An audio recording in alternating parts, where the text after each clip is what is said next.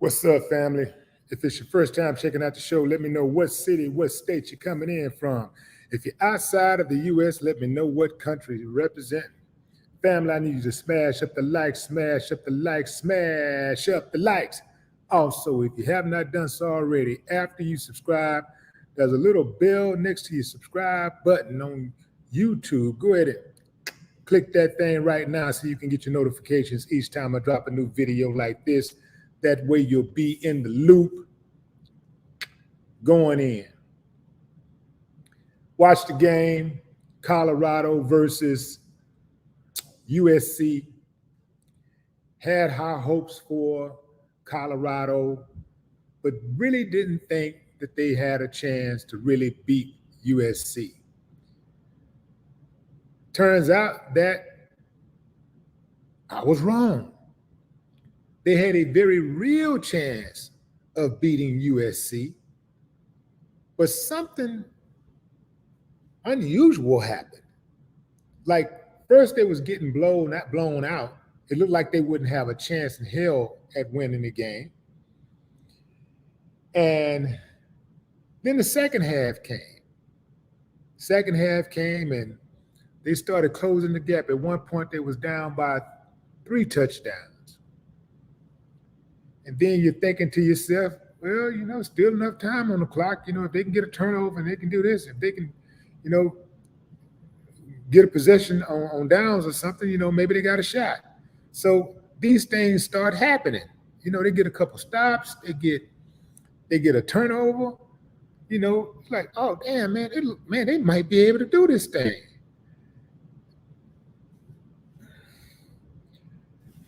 Let me set this up for you, fam. Colorado was down 2 touchdowns. They had about 5 minutes left on the clock, 4.5 minutes left on the clock. Now, it's throwing time. It's throwing time, or if you're going to run to that sideline, you're going to do a sweep or something, you're going to try to get out there. You're going to try to get out there where you can run out of bounds, but you don't get sacked and you don't get tackled in the middle of the field. They're running the ball straight up the field, family, and they need 2 touchdowns. They're running the ball. They're behind. And they're running the ball. And they need 2 touchdowns, and they got less than 4.5 minutes.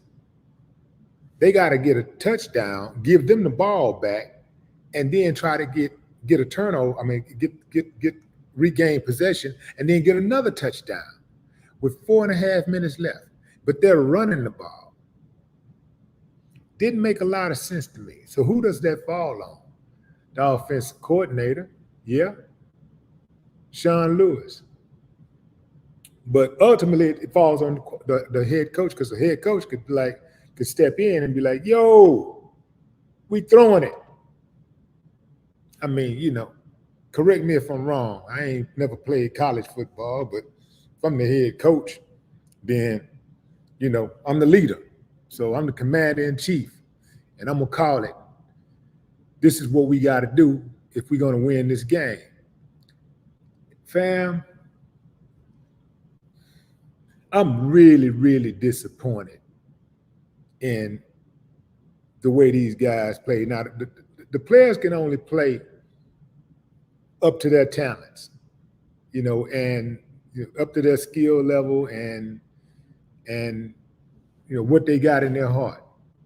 And the players, they seemed a little gun shy in the first half, but the second half, they looked like they was really ready to do something, turn it around. So why are they running the ball instead of throwing the ball? They had a lot of success throwing the ball. Why were they running the ball? Did not make any sense to me. Maybe I'm missing something, because I ain't never played college football or pro football, but I do got a lot of common sense. And I've watched thousands of football games, enough to be able to make a sound decision or a sound judgment about certain kind of plays that are needed when you're down.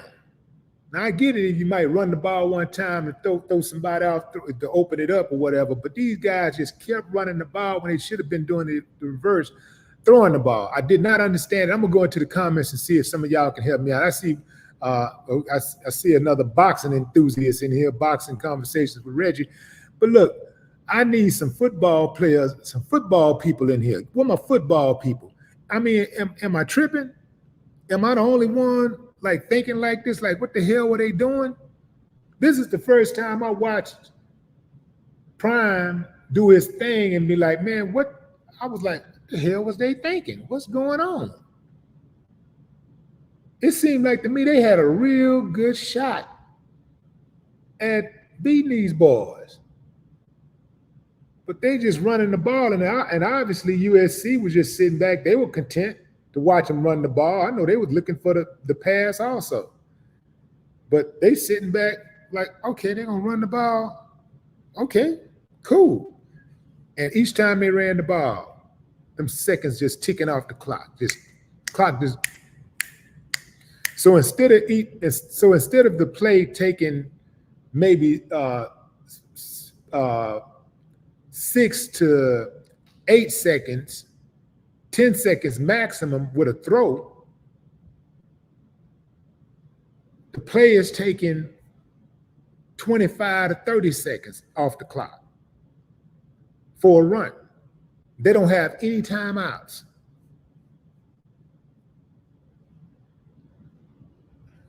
Things that make you go, God. Go into the comments, man.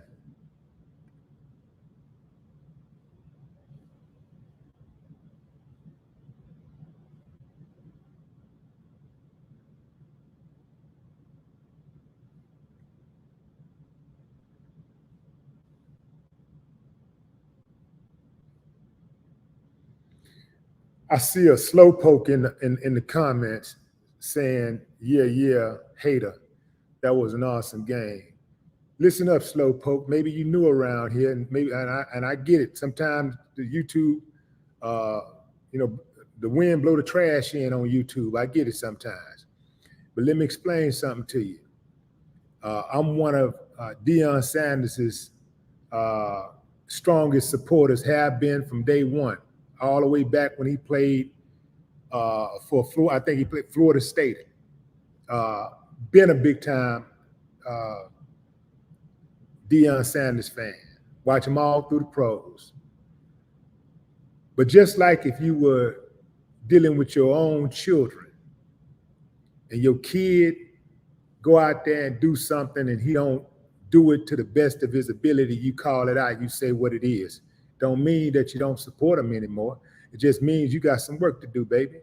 And that's what this is. So maybe you ain't used to the truth. Maybe you ain't used to somebody being authentic. Maybe you cool with just, somebody just barely winning, almost winning. Maybe you good with just watching just a game, just watching and just being able to just play the game. Maybe you good with that. But I like winning. And I want to win every time. And I like my teams to win. And when my teams play, I want to know that my team gave it everything they had. And if they fall short after that, so be it. I want to know that the team gave everything. I want to know the coaches gave it all, the players gave it all, and we fell short. That's okay. If we leave it all on the court, we leave it all on the field, we leave it all in the ring, I'm fine with that. But if there's a situation where that seems like there's some type of lack in judgment on the strategy and stuff like that, I got a right to call it out because I'm invested. If nothing else, I'm invested emotionally, with my time, with my money, on ticket sales, merchandise, and time for me is money. So if I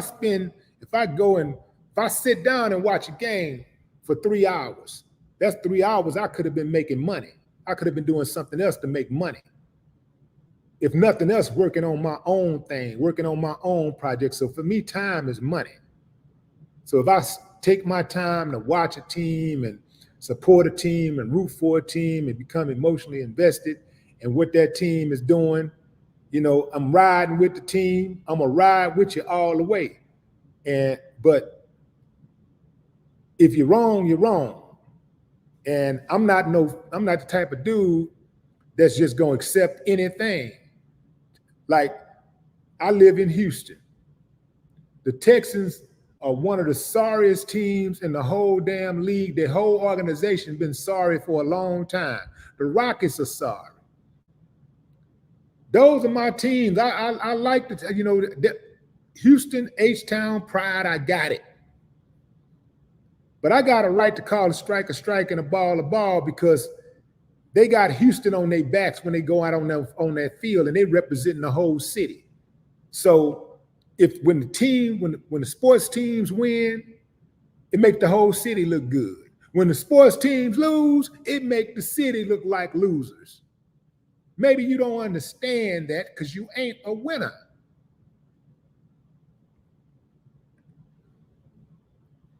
I'm telling you what God loves, and he loves the truth. Now, I ain't one of them type of fans that's going to be fighting over no team. I'm not finna get in no brawls and all that stupid stuff because I ain't getting no paycheck at the end of the day. But as far as being a fan, I'm going to tell you some of the best fans in the world are Laker fans and New York Yankee fans, because those fans hold those players accountable. And that's why they're winners. They hold the players accountable. They love those players. They're really deeply invested in the players. They big time fans. Same thing with Cowboy fans. They love the fans. They love those players. But when those players, Cowboys ain't as strong. Let me back up. Not Cowboys. Cowboys is in a different category. The Cowboys fans, you know, Cowboys can't do no wrong with, you know, they're oblivious to what's, you know, they're not in the same league as the Lakers and the Yankees. I've been on the ground in New York and in LA when the Yankees was winning or losing. And when those players lose, they can't go to the club. They cannot go to the club and act like ain't nothing happened, be in that party, and the fans gonna be like, hey, don't you need to be somewhere practicing your catches or practicing throwing or doing some reps or doing something to help us win? Hell, is you out here like me? I'm a fan. I'm out here having a drink in the club, and you beat me to the club. Hell, I pull up at the club, you already at the bar. Those fans want to know you gave it everything you got, and when you give it everything you got, they reward you.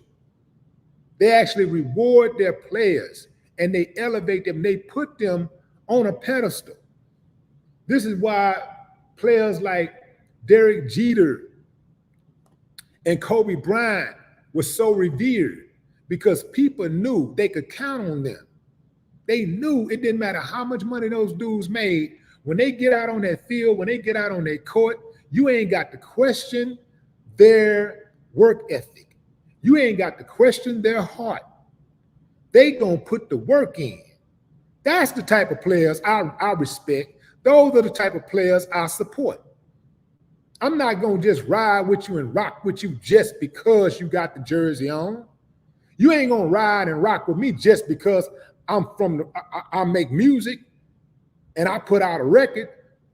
I know not in hip hop, maybe in rock and roll, but in hip hop, if you put out a record and it's boo-boo, the fans ain't gonna buy it. In rock and roll, they'll be like, well, man, you know, you got that new Guns N' Roses album.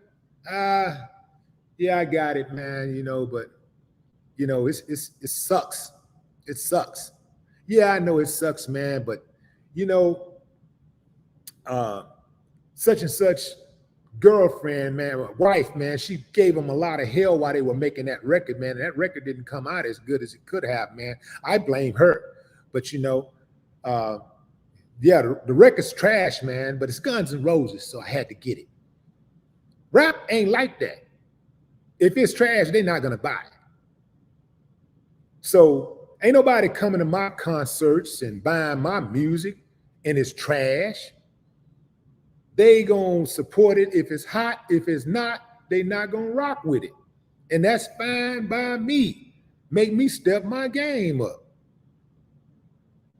But some of these fans in Houston, they so desensitized to losing, even the sportscasters in Houston.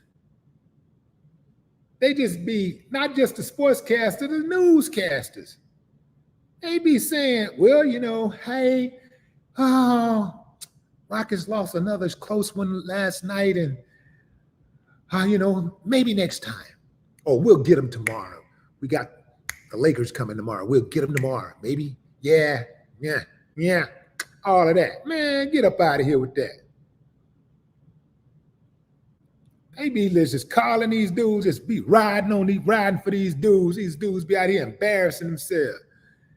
They come in the city. A lot of these players, when they get to Houston, they start kicking their feet up like, yeah, they get that big contract and do like this. Don't do nothing else after they come here. So yeah, I don't rock with that. I'm not supporting that. Give me everything you got, and I'm gonna rock with you. If you fall short, I'm still gonna rock with you because I know it's in your heart. I know you're a winner at heart, and I'll rock with you all the way till the wheels fall off. And if the wheels fall off, I'll help you put them back on. But I ain't finna be riding for no heartless dudes just because they got the city on their back. The name, literally got the name of the city on their back. Nah, I'm not doing that.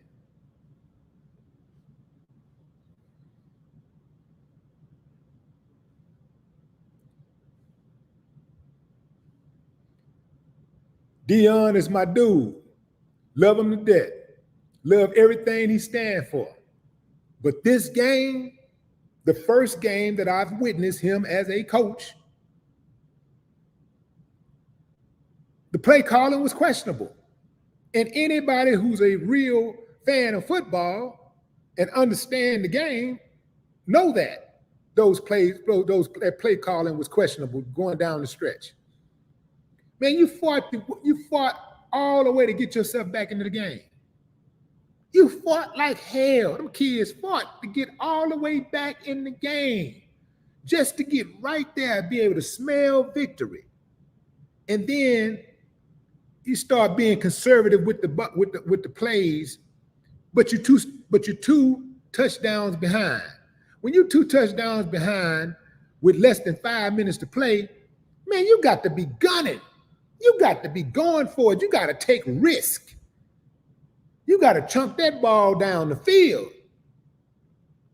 And when the other team get the ball, you got to go all out to get that ball back on downs, or you got to try to draw that ball. If they catch that ball, you got to punch that ball up out of there or something and get yourself an interception or a fumble. You know, you got to do something, man. You can't just all of a sudden, okay, we're close enough. I mean, it was almost like they said, okay, we didn't get blow out. We didn't get blown out, so we're going to just run the ball, you know, for these next few plays, and we get one more touchdown, we get close enough, then that's fine. And that's what happened. They got that one more touchdown, and that was the end. That was the score. 41-48? 41-48. That's the score. I was pulling for overtime. I was like, come on, overtime. Come on, overtime. So now, you know, Colorado is 3-2. They clearly lost to a better team, USC, which is now 5-0. But again, you know, at the end of the day, they won. They won. At the end of the day, USC won, so they were the better team. But you can't tell me Colorado didn't have a chance at winning that game. That play calling, Jason say that play calling was suspect. You did? That play calling down the stretch was suspect. I'm gonna have to do a whole, man, I think I might do a whole new video after this. I might do a video just on the offensive coordinator, because that was bad. That was some horrible play calling down the stretch. Them boys fought their way all the way back in. They was looked like they was certainly going to get blown out, and they fought all the way back to get themselves a chance at winning. They was at 34-14 at halftime. 34-14 at halftime.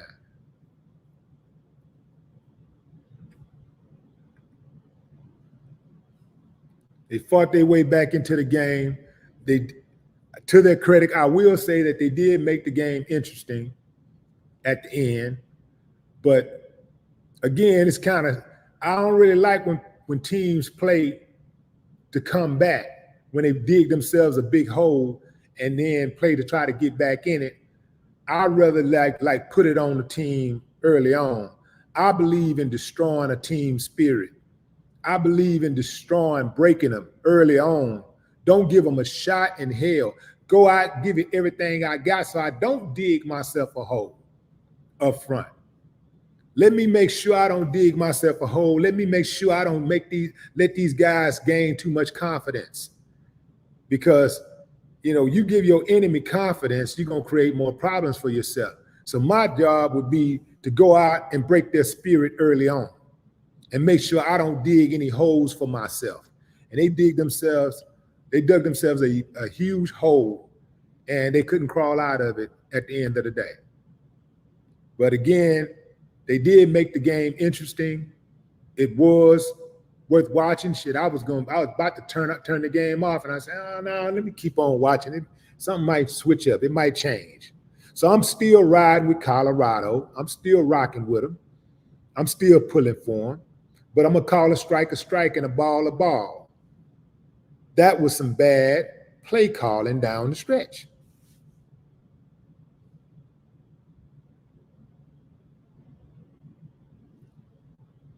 Jared G, what up?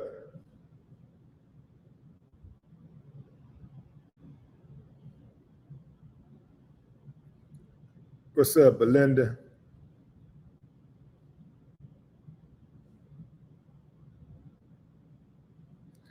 Sir Edgar says the offensive coordinator is not calling plays that Coach Prime hadn't signed off on. All right, if that's I don't really understand. I don't really know what they're, I don't know how they do it. Sometimes, head coaches will just they trust the offensive coordinator to make those calls. Even in tough situations, they just trust the offensive coordinator to do what they're going to do. And so, yeah, maybe he signed off on it, but at the same time, maybe he always signed off on it. Or maybe sometime he interject. I don't know. But at the end of the day, like Deion said, it's going to come down to him. It's at the end of the, because people don't even know who the offensive coordinator is. At the end of the day, the responsibility, accountability is going to be placed on Deion Sanders, Coach Prime, at the end of the day. So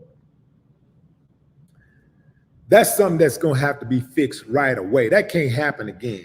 That wasn't supposed to happen then. At some point, somebody should have looked up and said, man, we can't keep running the ball. Damn, look at this clock. The clock is moving. We ain't got no touchdowns. We running the ball straight up the field. Man, come on, fam. Somebody's supposed to say something about that. Somebody should have looked at that clock and like, yo, wait a minute, man. Hold on, man. We got to throw that ball. What you doing? What are you doing? Let's throw it.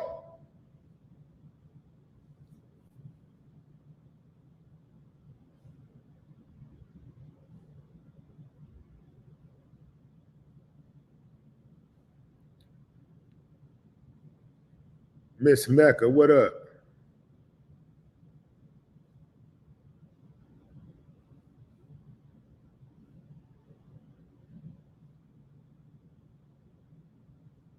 What's up, Anthony Smith?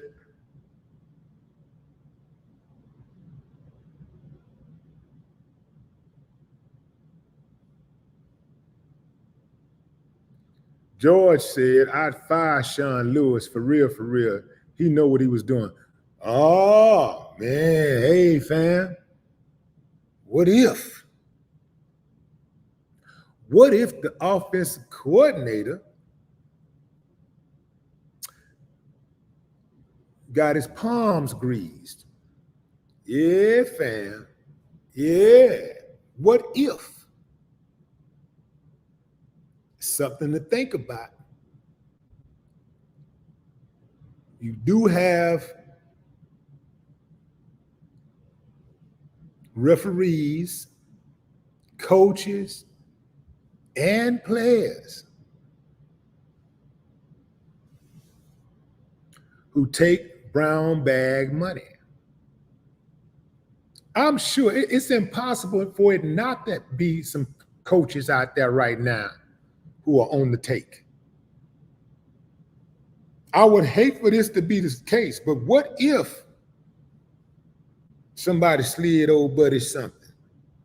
Because that's just too damn obvious, man. That's just some things you just don't do, man. Like I say, I'm not even a football expert. I'm not an analyst or nothing like that. You know, but like I say, you know, I do think watching a few thousand football games qualified me for know what kind of pass should be or what kind of play should be coming in a particular situation when you have limited time to score. Run or throw. Run or throw. These are like some of the basic stuff. I can figure that out. Should they be running or throwing? For example, let's say, I don't know,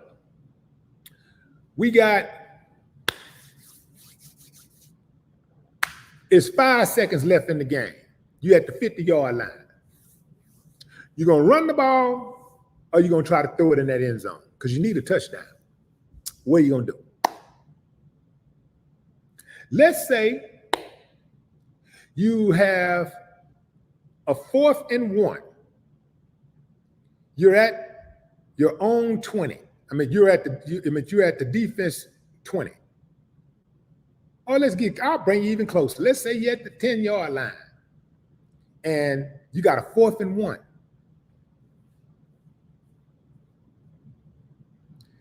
You down by 3 points. Do you kick a field goal with 5 seconds left on the clock?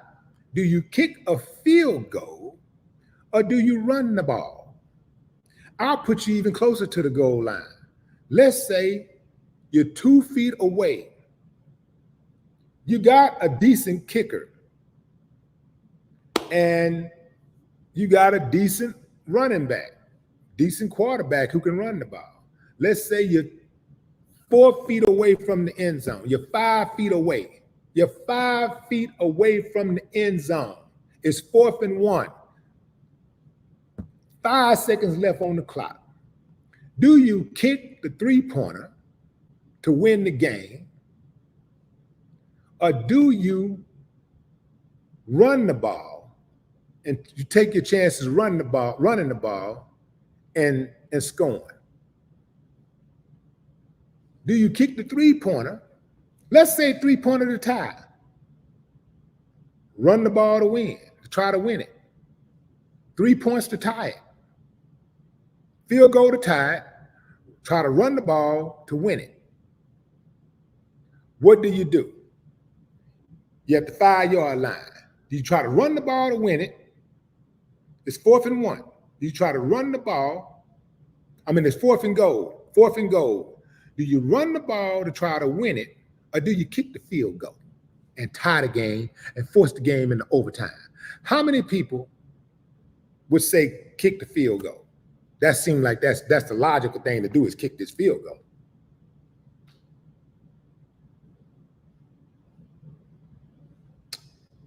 It's a numbers game. It's an odds game. What are the chances that we're going to execute a field goal over a run? What's the chances that we can we can score with 5 seconds left on the clock and we're at the 5-yard line. We got one play to get this done. Do we run or do we kick the field goal? Come on, man.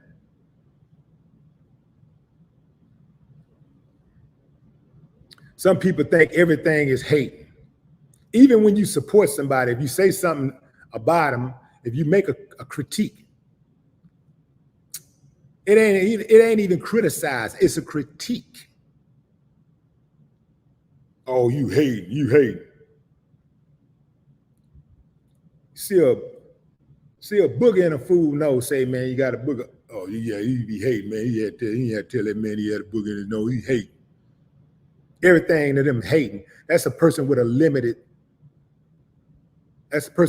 brain cells, incapable of critical thought, regurgitating the same thing that everybody, all of the talking points that everybody else made.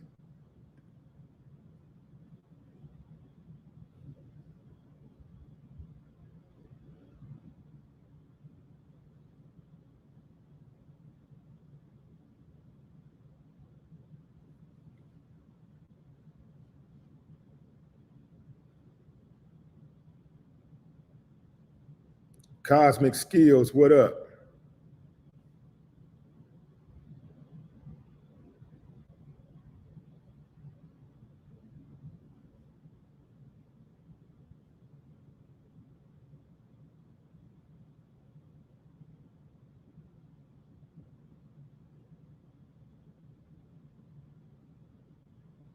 Slick Rick, what it do?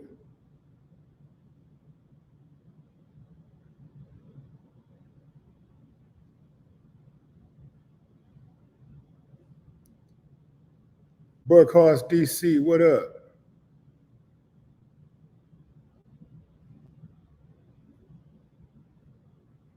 What's up, Eric Kennedy? Yeah, you got to give them credit. You got to give the boys credit for not folding, for not just packing it up, not just rolling over and dying. They fought to the end.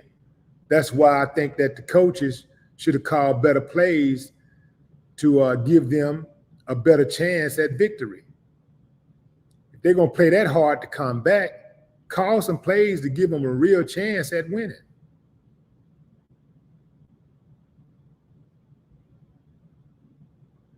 Put them in the best position to win.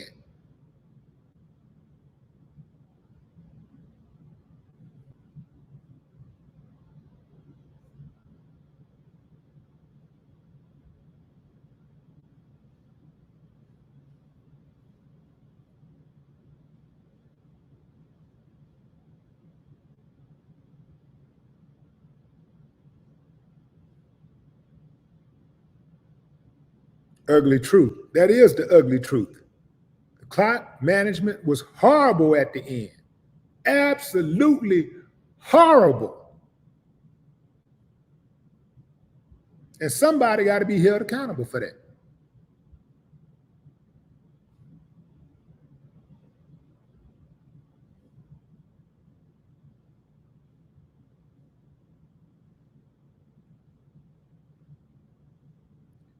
Mr. Clutch, what up?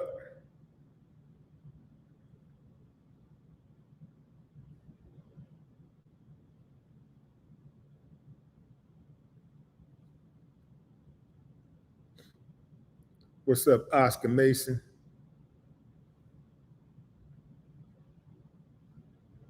Miss Jazzy, I see you. Appreciate you. Was that Khalifa of the Most High?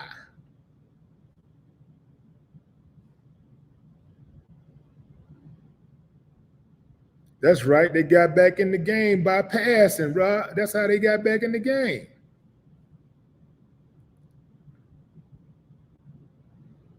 Yeah, Oscar, I'm with you on that, man. They got back in the game passing the ball, not running the ball.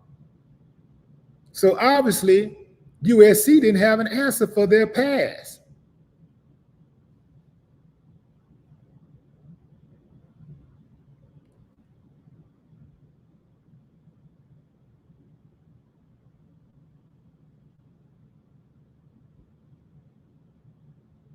What's up, Willie Ferguson?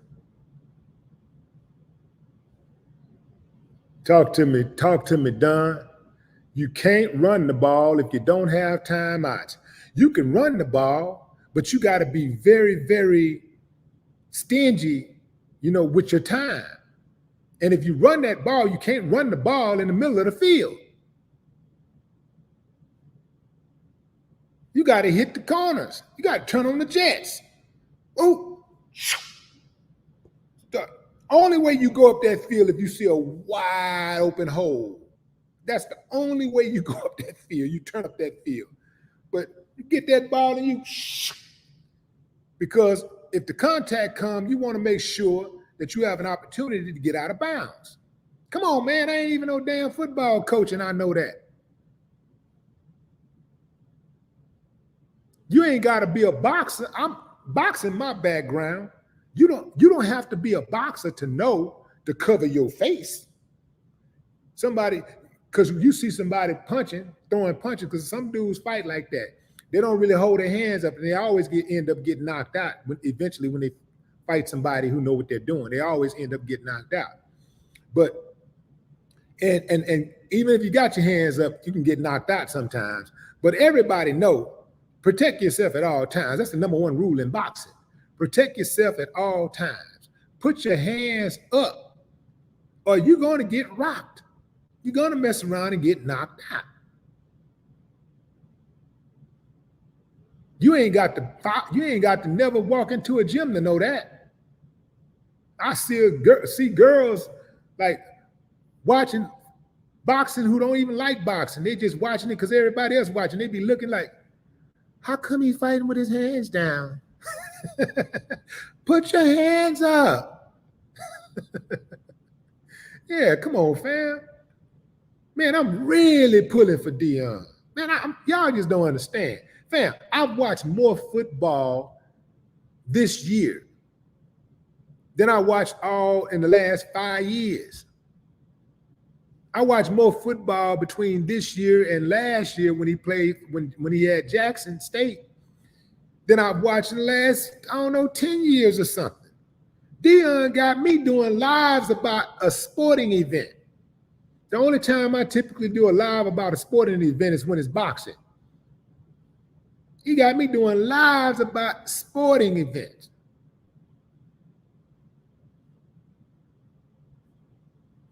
Come on, man. We got to do better than that, man. I'm pulling for Dion for real. I so much want him to silence the haters. Oh, man.